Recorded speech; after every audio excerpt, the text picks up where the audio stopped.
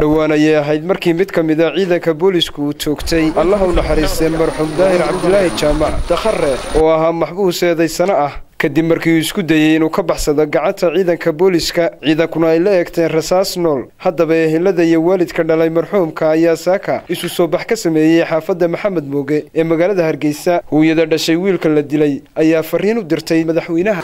waxaan ahay hooyada dhashay wiilka lagu toogtay xaafadda Maxamed Mooge isagoo maxbuus ah daawil kala toogtay waxa la yiraahdaa magaciisa Daahir Cabdilaahi Jaamac waxaana lagu toogtay xanaanada agteeda meesha wadada xanaanada agteeda ayaa lagu toogtay ilaa iyo maalintii 19 bisha maanta wada arkaysaan waa 22 bisho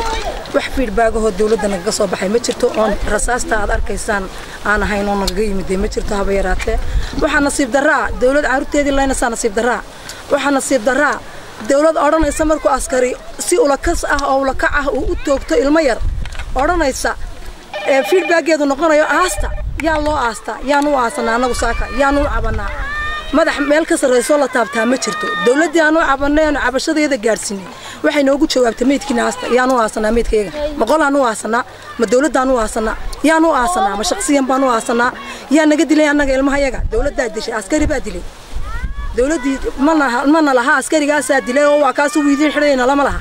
ilaa alaanka ilmahayaga looma xirin hal askari oo toogtay shacab ayaa qaaday oo cusbitaalka gaarsiiyay cabashadeeda waxaanu gaarsiinay CID-da waxaanu gaarsiinay madaxtooyada waxaanu gaarsiinay wasiirka arrimaha gudaha waxaanu gaarsiinay tananka bileeska wax jawaab wax feedback kama hayno waxa weeyaan waxaan ku xaq dhowrnay dawladda inay ka soo bixiso jawaab cadna kama hayno annagu marka xaq baan u leenahay inaan jawaab cad gacanteeda ku qaadano oo ku bixino mana joojinayo mudaharaadka ilaa ay feedback ka soo bixiso dawladdu dhamaanteedba ama wuxuu noogu tiirin waayay meel maxaan ku aasanaa saaka